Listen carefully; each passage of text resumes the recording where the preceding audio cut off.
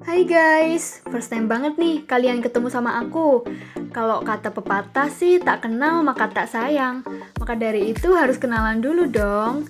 Kenalin, aku Nadia Alisa Puspitasari, jurusan Bahasa Asing Terapan Universitas Diponegoro.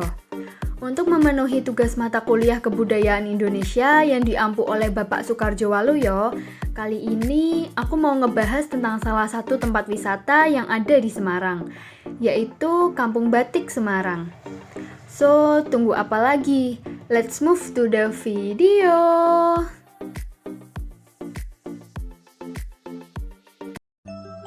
Kampung yang letaknya di dekat kota lama ini bernama Kampung Batik.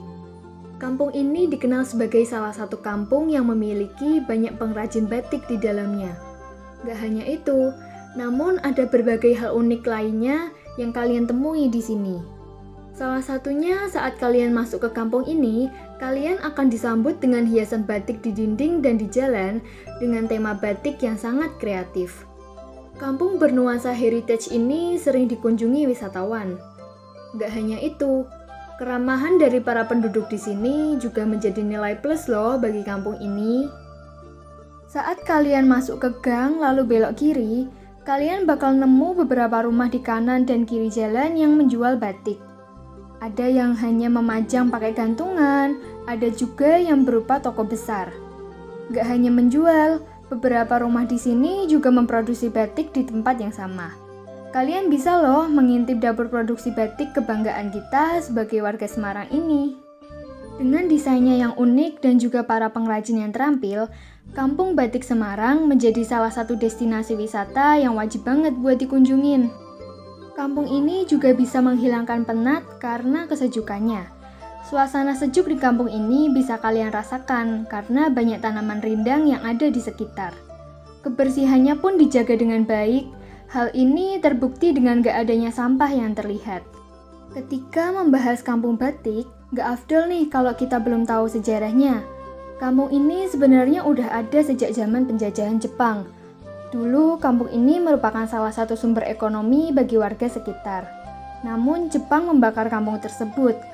Gak hanya itu, semua alat yang bisa digunakan untuk membuat batik juga dirusak. Hal itu dilakukan agar sumber ekonomi nggak bisa digunakan lagi.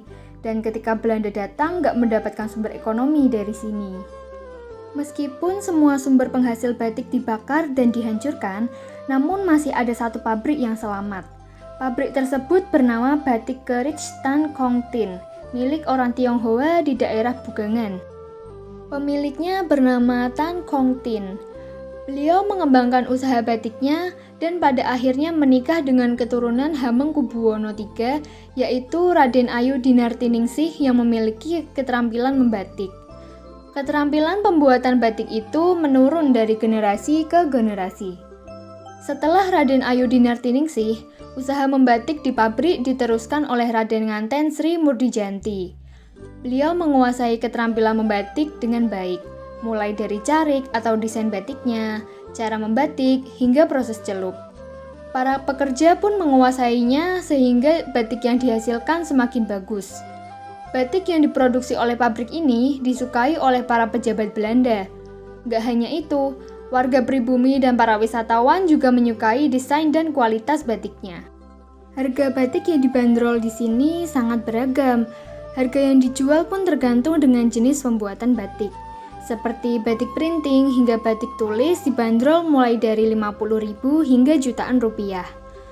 Kalian tahu nggak sih batik Semarang tuh memiliki keistimewaan dibanding batik Solo atau Jogja? Batik Semarangan lebih banyak menunjukkan motif naturalis seperti ikan, burung, bunga, pohon, pemandangan alam, dan bangunan rumah sesuai dengan kondisi masyarakat pesisir pantai. Sedangkan motif batik Solo dan Jogja lebih mengekspresikan simbol-simbol atau norma-norma, sesuai dengan asal-muasalnya yaitu masyarakat kerajaan. Meski belum ramai pengunjung, tetapi peminat tetap selalu ada, bahkan dari mancanegara.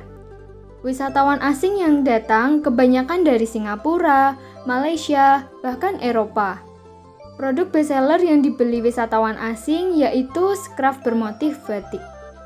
Gak hanya baju ataupun kain batik, kalian bisa juga nih berbelanja berbagai aksesoris dari batik, seperti tas, sepatu, hingga pernak-pernik gantungan kunci bercorak batik Semarang. Selain berbelanja, kalian juga bisa loh belajar membatik di sini. Walaupun nggak semua toko memiliki fasilitas ini, tetapi 6 dari 10 pembatik menyediakan tempat untuk para wisatawan belajar membatik. Cukup dengan mengeluarkan 20.000 hingga 30.000, kalian bisa mencoba belajar membatik motif-motif Semarangan seperti motif asam, burung blekok, warak, hingga lawang sewu di sini.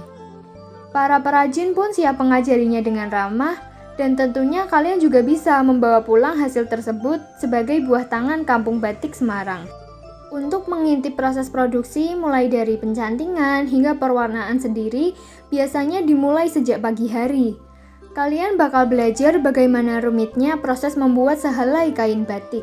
Mulai dari menciptakan motif, menggambar desainnya di kain, melelehkan malam, membatik, hingga proses pewarnaan dan pencuciannya di sini. Gak heran ya jika kain tersebut bisa bernilai ratusan ribu hingga jutaan rupiah setelah menjadi sebuah batik. Nah, gimana? Menarik banget kan? Kalian wajib banget deh ke sini. Selain untuk mengenal dan melestarikan batik yang menjadi ciri khas Indonesia, kalian juga bisa banget loh hunting foto di sini. Soalnya di sini tuh banyak spot foto yang instagramable gitu. Jangan lupa datang ya. Dadah.